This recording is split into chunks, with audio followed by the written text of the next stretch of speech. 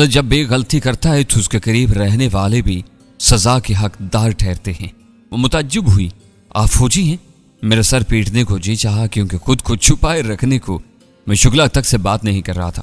ना परमा को बताने का इरादा था कि मैं अंसारी साहब का बंदा हूं, क्योंकि मेरी बात पर वो कभी यकीन न करती। इसे पाकिस्तान ले जाना काफी मुश्किल साबित होने वाला था। मैंने बात संभाली। फौजी होना बहुत बुरा है क्या? नफी मसर इलातू दिल गिरफ्तगी से बोली। भारत माता के सपूत से ये तवक्का नहीं की थी कि मुजरमों का साथ देगा। अपने नाना के करतूत देखो, एक लड़की की इज्जत खराब की, बल्कि जो राइफलें बेचने आई थी वो भी उससे हथियाना चाहिए। क्या ऐसे बदकार के खिलाफ मजलूम लड़की का साथ देना जुर्म है? वो मुदल्लल अंदाज में बोली। आप कानूनी जंग लड़कर उससे हक दिला सकते थे। एक मजलूम लड़की की खातिर दूसरी मजलूम पर ज्यादती करना कहाँ का इंसाफ है? बिलाशुबा उसकी दलील बरहक थी, लेकिन वह पूरी हकीकत से आगाह नहीं थी। उसके अगवा का असल मकसद शुक्ला से इंतकाम लेना नहीं, उसे बाप तक पहुंचाना था। अलबत्ता उसे फिलहाल ये बताना मुमकिन न था और खामोश होना हार मानने की अलामत थी। मैं बात बनाते हुए बोला, कानूनी जंग का लतीफ़ा आपने काफ़ी अच्छा सुनाया है। बाकी आपको कैद करने के अलावा यहाँ क्या ज़्यादती की है? कैद होना थोड़ी ज़्यादती है। वो गुलगेर हुई। क्या आप नहीं जानते हमारे यहाँ लड़की का अगवा होना इसके किरदार पर कितने सवालिया निशान उठाता है? और फिर हमारा ताल्लुक जिस ऊंचे तबके से है, क्या ऐसी जगह पर रहना हमारे लिए अजियत से कम होगा? इसके सवालों का जवाब मेरे पास न था, लेकिन खामोश रहना मुनासिब न लगा। हमसे जितना हो सकता है आपको आराम पहुंचा रहे हैं। बाकी आपके तबके में ऐसी बातों को अहमियत नहीं दी जाती। वो बेजारी से बोली, काफी का एक और मग मिल सकता है? और मैं सर हिलाते उठ गया। रात के खाने के बाद लोरा ने बाहर जाकर डेविड से बात की। उसे सारी सूरत हाल से आगाह करके शुक्ला का नंबर दिया और उसे बातचीत करने को कहा। 2-3 दिन के अंदर सारे मामलात तय पा गए थे। मैं खोली के सहन में एक पुरानी सी कुर्सी पर बैठा था जब लोरा रकम मिलने की खुशखबरी लिए तमतमाते चेहरे के साथ अंदर पहुंची। थोड़ी सी जगह दो, मुझे धकेल कर वो साथ ही जुड़कर बैठने लगी। दूसरी कुर्सी लाता हूं। मैं कमरे में घुस गया। ऐसी बेबाकी और बेतकल्फी मुझे गुबारा न थी। वो लड़का थी न मैं न मर्द के यूं जुड़कर बैठने में कुबाहत न होती। उसकी मुआशरत उसे ये इजाजत दे सकती थी। मेरा मजहब ऐसी बेहूदगी की इजाजत देने पर तैयार न था। लड़की तुम हो या मैं? जो ही कुर्सी लाकर सामने बैठा उसने नाक मुंह चढ़ाई।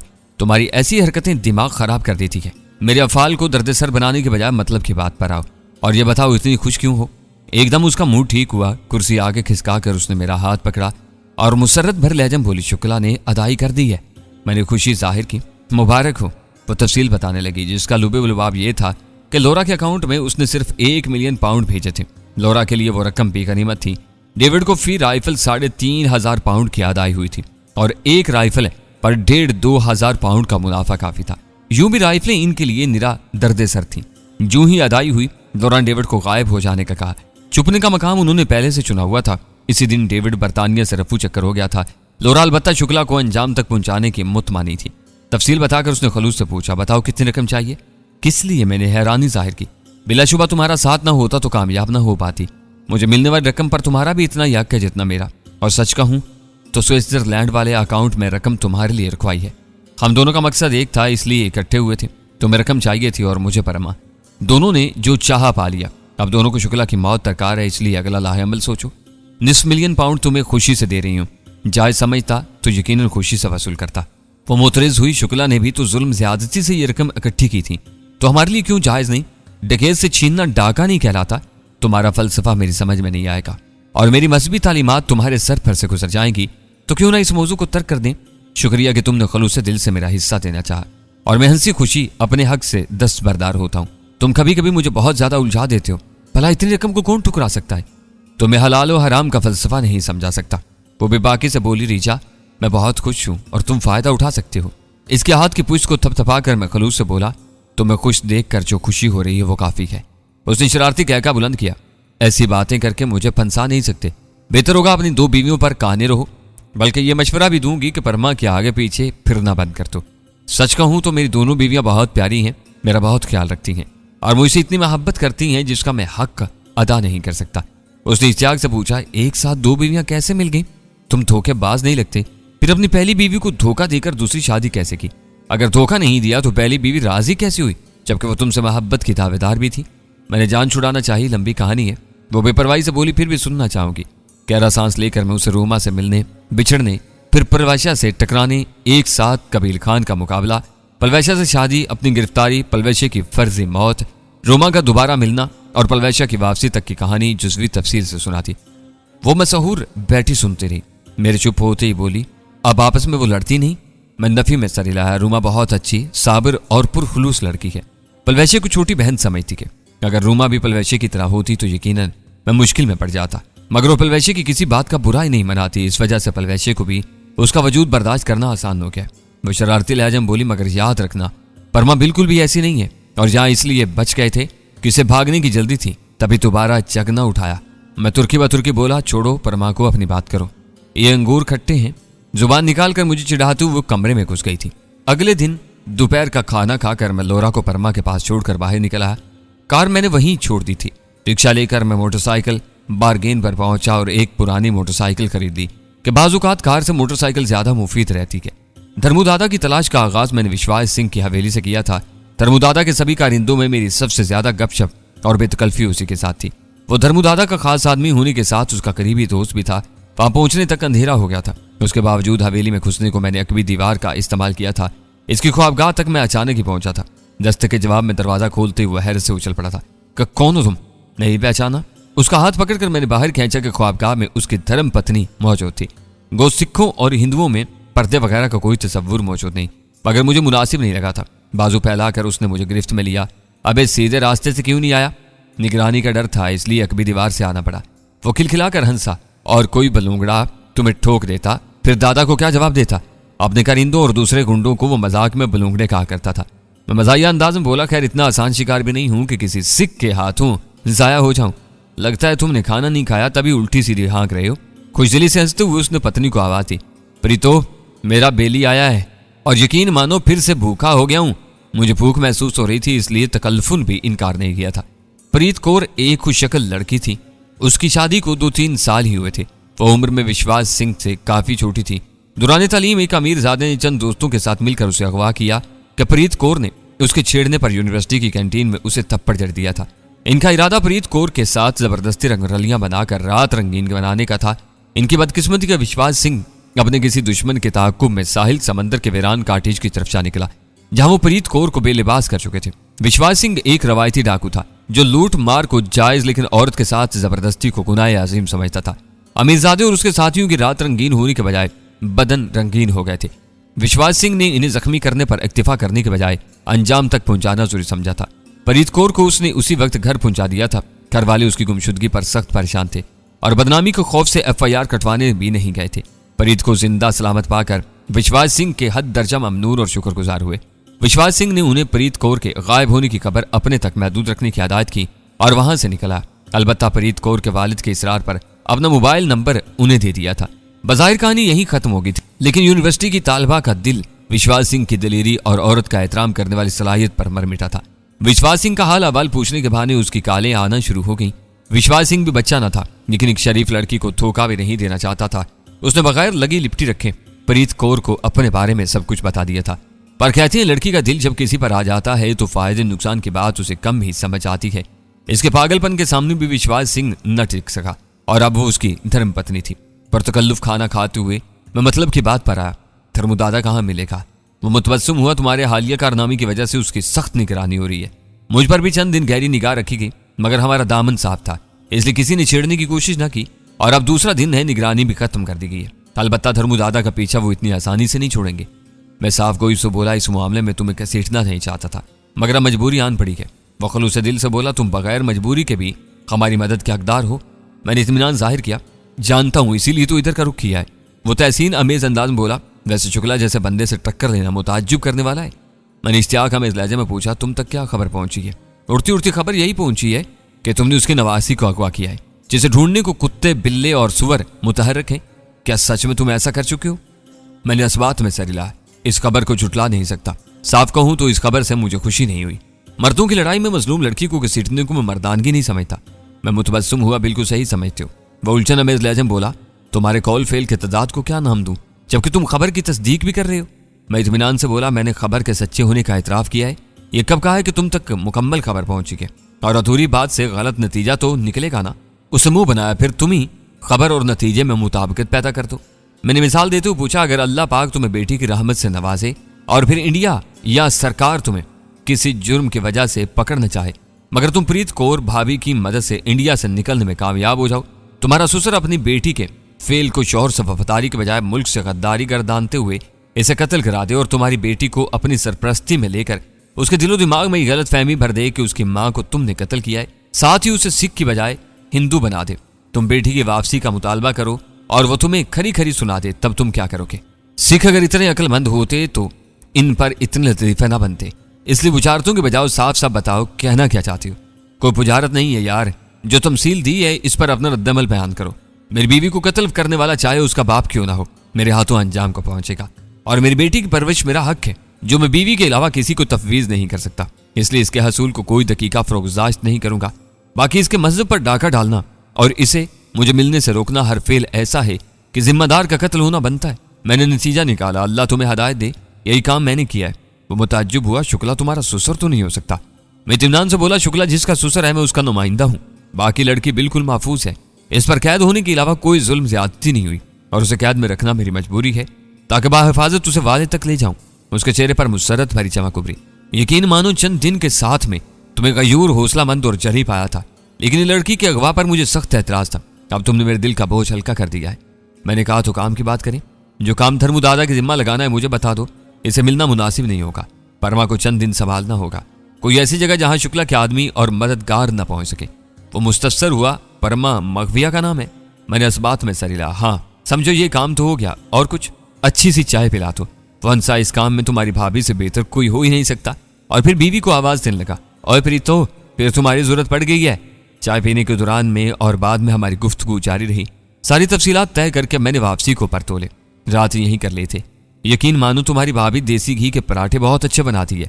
जब घर की लस्सी और साग भी मिल जाए तो क्या ही कहने। ऐसे लालच ना दो विश्वास सिंह, ये ना हो मिशन पर से पुष्ट डालकर यहीं पक्के ढेरे डाल लूं। वो खुलूस से बोला, इससे बड़ी खुशी क्या हो सकती है मेरे यार। मैं नफी में सर हिला, या रहना मुनासिब नहीं। तुम बस कोई खुफिया राब्ता नंबर दे दो, क्योंकि मैं नहीं चाहता तुम्हारा मोबाइल नंबर जेर निगरानी हो और हम फंस जाएं। वो बेतकल्फी से बोला, प्रीतो का नंबर दे देता हूँ, तुम हर वक्त इसके पास तो नहीं होते। वो इत्मीनान से बोला, वकाल करके मुझे मुतल्ला कर सकती है। ठीक है, कल का दिन तुम इंतजाम इंतजाम का जायजा लो, परसों इंशाल्लाह हम वहीं पहुंच आएंगे। मैं प्रीत कौर भाभी का मोबाइल नंबर लेकर उससे अलविदाई मुआनका करके निकल आया। बाहर निकलने को भी मैंने दरवाजा इस्तेमाल नहीं किया था। वापसी पर परमा मुझे नींद में नजर आई। लोरा टीवी देख रही थी। नकली दाढ़ी, बड़ी मूछें वगैरह उतार कर मैं असल हुलिये में आया कि मेकअप में अब मुसलसल रहना बेचैनी और खौफ भरा था। दिन भर की कारगुजारी मुख्तसरन सुनाकर मैंने परमा को विश्वास सिंह के पास पहुंचाने का पूछा। लोरा बेनियाजी से बोली, अब मेरे लिए मिस परमा की कोई अहमियत बाकी नहीं रही। इसे आजाद करते हो, बेचते हो या कहीं छुपाते हो, तुम्हारा दर्द सर है। मैं बनाते हुए बोला, कर्ज नहीं मशवरा मांगा है। वो खिलखिलाकर हंसी। शुक्ला के खिलाफ मैदान में उतरने को जरूरी है कि परमा का दुम छल्ला हमारे साथ न लगा हो। दरवाजे पर जोरदार दस्तक हुई। हम हैरानी से उछल पड़े थे। पिस्तौल के जेब में होने की तसल्ली करके मैं दरवाजे की तरफ बढ़ गया। लोरा भी मेरे साथ ही थी। उसकी नजर दीवार पर थी। मैं दरवाजे के करीब जाकर पूछा, कौन? जवाब न मिलने पर मेरे आसाब तन गए थे। कौन है? मैंने दोबारा जुबान खोली। अचानक मोबाइल फोन की घंटी ने मुतवज्जा किया। एक बार तो उछल कर मैं पीछे हटा था। मोबाइल फोन दरवाजे की निचली दर से किसी ने अंदर खिसकाया था और अब इसी पर कॉल आ रही थी। हेलो। मुहतात अंदाज में मोबाइल फोन उठाकर मैंने कान से लगा लिया। एक सर्द लहजा मेरी समातों में गूंजा। तुम्हें ढूंढ लिया गया है और तुम्हारे पास भागने को 5-10 मिनट से ज्यादा वक्त नहीं है। मोबाइल फोन गंदे नाले में फेंक देना। एक ही सांस में इतला, मंसूबा और हदायत सुनाकर उसने राब्ता मुनक़ता कर दिया। इतला ऐसी न थी कि मैं तफसील पूछने में वक्त आया करता। मेरे खुफिया खैर ख्वाहों के पास वजाहतों का वक्त था, न मेरे पास सुनने की मोहलत। कैप्टन 5 मिनट में निकलना है, कार यहीं ले आओ। मैं भागकर अंदर घुसा। लोरा वजाहत चाहे बगैर बाहर निकल गई थी। वो मौका महल और सूरत हाल को अच्छी तरह समझती थी और ऐसे मौके पर वक्त जाया करने की आदि नहीं थी। सबसे पहले मैंने परमा के सर से कंबल खींचा। उसने हड़बड़ाकर उठने की कोशिश की, मगर मैंने उसकी गर्दन बाजू के शिकंजे में कसकर मखसूस दबाव डाला। वो जोर से तड़पी और फिर हाथ पांव ढीले छोड़ दिए। मैं हथकड़ी चारपाई से खोलकर उसके हाथ पांव जकड़े और मुंह पर कपड़ा बांध दिया। फिर सूरी सामान का बैग कंधे में डालकर उसे कंबल समेत बाजू में भरा और सरसरी नजर अंदर दौड़ाकर दरवाजे की तरफ बढ़ गया। मेरे दरवाजे तक पहुंचने तक लोरा कार ले आई थी। बैग और परमा को डिग्गी में डालकर मैंने डिग्गी को फल की। गली में 2 कारें सड़क की तरफ रवाना दिखाई दी। एक कार की रोशनी आंकम में भी नजर आ रही थी, मगर इनकी रफ्तार देखकर मुझे खतरे की कोई बात नजर नहीं आई। गाड़ी इन कारों के बीच लगा लो, अब काल पर बात होगी। लोरा को हदायत देकर मैं अंदर घुस गया। मोटरसाइकिल सेन में खड़ी थी। मैं दोबारा कमरे में घुस गया। सामान को आग लगाए बगैर जाना मुनासिब न था। गो वक्त की कमी थी और सामान में ऐसी अशिया मौजूद न थी जिन्हें जलाना नागुजीर होता। बिस्तर, जूतों और खाने पीने की अशिया के अलावा कोई काबिले जिक्र चीज मौजूद नहीं थी। स्नाइपर राइफलें और जरूरी सामान पहले से कार की डिग्गी में बंद होता था। सिर्फ छोटा सा बैग हम पास रखते जिसमें रकम और मेकअप का सामान होता था। जल्दी से चारपाइयों को घसीटकर एक दूसरे पर फेंका, अंदर मौजूद तमाम चीजों को एक जगह ढेर किया, गैस सिलेंडर को आग लगाकर चारपाई के नीचे रखा और बाहर निकला। मोटरसाइकिल पकड़ते वक्त खुफिया मददगारों के मोबाइल फोन का ख्याल आया जो उन्होंने नाले में फेंकने का कहा था। मैंने दोबारा अंदर घुसकर मोबाइल फोन भी आग में फेंका और मोटरसाइकिल को पकड़कर दरवाजे से निकलने लगा। गैर इरादी तौर पर निगाह गली और सड़क के मिलाप की तरफ उठी। तेज रफ्तारी से आती तेज रोशनियों ने मेरी टांगों में बिजली भर दी थी, लेकिन जितनी भी तेजी करता तेज रफ्तार गाड़ियों से बचना मुमकिन नहीं रहा था। किक मारकर मोटरसाइकिल स्टार्ट की और गियर लगाकर चल पड़ा। सामान जाया करने के इम्काना, एहतियात पसंदी और जासूसों के नक्शे कदम पर चलने का शौक मेरी गर्दन पंसाने वाला था। मुसलसल गियर लगाकर मैं चौथे गियर में मोटरसाइकिल भगाने लगा, मगर रकम में फैली तेज रोशनी जाहिर कर रही थी कि कम अज कम एक कार ने खोली के सामने रुकने की गलती नहीं की थी। मोटरसाइकिल इस काबिल न थी कि मैं कार का मुकाबला कर पाता। रोशनियां लम्हा बलमा करीब आ रही थी और मेरी बदकिस्मती से वो गली काफी तवील और बिल्कुल सीधी थी। मेरी जान तभी बच सकती थी कि कोई तंग गली नजर आती जिसमें कार न चल पाती। एजेंसी वालों के पास यूं भी नई और उम्दा कारें होती हैं और मैं एक ऐसी ही कार से मुकाबले की नाकाम कोशिश कर रहा था। कार करीब पहुंच गई थी। ड्राइवर का इरादा बिल्कुल वाज़ेह था, वो मुझे टक्कर मारकर रोकने की तकदो में था। मेरे पास मोटरसाइकिल रोकने का मौका भी नहीं रहा था। एकदम ब्रेक लगाने से बचत नजर आ रही थी, ना रफ्तार आहिस्ता करने की गुंजाइश थी। और फिर वही हुआ जिसका डर था। कार मोटरसाइकिल के कभी पहिए से टकराई। मैं ज़हनी तौर पर इस हादसे के लिए तैयार था। हैंडल छोड़कर उछला और यूं ही जमीन से कदम टकराए लोट लगाकर खुद को जख्मी होने से बचाने की तकदो करने लगा। मोटरसाइकिल फिसलती हुई दीवार से जा टकराई थी। ड्राइवर ने जोरदार ब्रेक लगाकर कार रोकी और मेरे संभलने से पहले कार का दरवाजा खोलते हुए आंधी तूफान की तरह बरामद हुआ। मेरे पास हाथापाई का वक्त नहीं था। दूसरे लोगों के पहुंचने से पहले मुझे कार में मौजूद लोगों को नाकारा करके भागना था। मेरा हाथ फौरन जेब में रिंगा, मगर कार से बरामद होने वाला शख्स यकीनन छल्लावा था। हाथ कोट से बाहर आने से पहले उसकी जोरदार टक्कर मेरी छाती में लगी और मैं खोलूं के बल नीचे गिर गया। उल्टी कलाबाजी लगाकर मैं फौरन उठा, साथ ही जेब से साइलेंसर लगा गलाक बरामद किया, मगर हाथ सीधा भी नहीं कर पाया था कि ड्राइवर ने लात घुमाई। उसके बूट की एड़ी मेरे दाएं हाथ से टकराई। पिस्तौल उड़कर दूर जा गिरा था। मैंने सनी से तुम्हें जिंदा छोड़ने का वादा किया है, अपाज न बनाने की कोई शिक मुआहदे का हिस्सा नहीं है। एक मनहूस आवाज ने मेरी समातों में जहर उंडेला। कार की तेज रोशनी की वजह से उसकी शक्ल वाज़ेह नहीं दिखाई दे रही थी, तभी उसे पहचान नहीं सका था। वो अकेला ही था और हकीकत तो ये थी कि कार से 4 अफराद के बरामद होने पर मुझे इतनी परेशानी का सामना न होता जो उस अकेले शख्स के टकराने से होने वाला था। वो इंतहाई नडर, मक्कार, फुर्तीला और बेहतरीन लड़ाका था। कुछ दुश्मन ऐसे होते हैं जिनसे खाली हाथ लड़ना सरासर घाटे और नुकसान का बायस बनता है, और करण चावला को शुमार इन्हीं दुश्मनों में होता था। ममता दीदी की वजह से वो एक बार बच निकला था और आज इसी दिन का बदला चुकाने पहुंच गया था। मेरी हकीकी सलाहियत अच्छा निशानेबाज होना है, जिस्मानी दाव पेच में नाकाबिले शिकस्त होने का दावेदार मैं कभी नहीं था। वो खुद को मोम का पुतला भी नहीं समझता और अल्हम्दुलिल्लाह तब तक खाली हाथ भी किसी से मार नहीं खाई थी। लेकिन करण चावला मुआफी देने के चक्कर में नहीं था। उसे हाथापाई करते वक्त जीत का पलड़ा झुकाना नाकाफी दुश्वार था। चंद गाड़ियों की रोशनी भी इस तरफ आने लगी थी जो यकीनन करण चावला के साथ ही थी। अगर वो पहुंच जाते तो मेरे बचने की जो चंद फीसद उम्मीद थी वो भी दम तोड़ जाती। वो बमुश्किल बात खत्म कर पाया था कि मैंने पहल करते हुए उस पर छलांग लगाई। मेरा घुटना खतरनाक अंदाज में उसकी पसलियों की तरफ बढ़ा। कोहनियों का क्रास बनाकर उसने वार सहारा और फिर एकदम मेरे गिरेबान में हाथ डालकर खुद को जमीन पर गिराते हुए उसने मेरे पेट में दायां पांव टिकाया और मैं उड़ते हुए करीबी मकान के दरवाजे से जा टकरा था। निस्वानी चीख बुलंद हुई और मैं दरवाजा खोलने वाली औरत को लिए नीचे गिर गया। बेचारी शायद हंगामे की वजह मालूम करने निकल रही थी। औरत को संभालने और उसकी खैरियत दरियाफ्त करने की मोहलत नहीं थी। इसकी हाय वाय से कान बंद करते हुए मैंने एकदम उठकर दरवाजे को अंदर से कुंडी किया और भागकर दाएं जानिब की दीवार पर चढ़ गया। करण चावला ने लात मारकर दरवाजा खोलने की कोशिश की और नाकाम होकर दीवार फलांग कर अंदर घुसा। तब तक मैं दीवार से होकर बरामदे के छज्जे से चिमटा और छत पर चढ़ गया। मुड़कर देखने पर करण चावला उसी दीवार पर नजर आया। मुंडेर से ईंट उठाकर मैंने जोर से घुमाई। निशाना उसका सर था, मगर खाली हाथ का निशाना राइफल की तरह दुरुस्त नहीं निकला था। ईंट उसकी छाती से टकराई और संभलने की कोशिश में नीचे गिर गया। इसका अंजाम देखने को मैं नहीं रुका था। वो गरीबों की बस्ती थी। ज्यादातर मकानों की छतें एक दूसरे से जुड़ी थी। मैं ऊपर ही ऊपर भाग पड़ा था। अगली छत पर पहुंचते ही मैंने भागते भागते मुड़कर देखा। करण पहली छत पर पहुंच गया था। दोनों की दौड़ शुरू हुई। कहते हैं चीता हिरन से तेज रफ्तार होता है, लेकिन जब जान पर बनाती है तो अक्सर औकात हिरन चीते को चुल देकर निकल जाता है। बिलाशुबा करण चावला को चीता गर्दान कर मैं खुद को हिरन नहीं कह रहा था, लेकिन उसके पीछे एजेंसी के दर्जन भर मजे हुए एजेंट थे और 14-15 दुश्मन मिलकर मेरे लिए इससे कहीं ज्यादा खतरनाक थे जितना एक चीता हिरन के लिए हो सकता है। 7-8 चत्तों को अबूर करने के बाद मुझे खला नजर आया जो गली का था। जब गली की जरूरत थी तो नजर नहीं आ रही थी और अब नुकसानदेह थी तो एकदम जाहिर हो गई थी।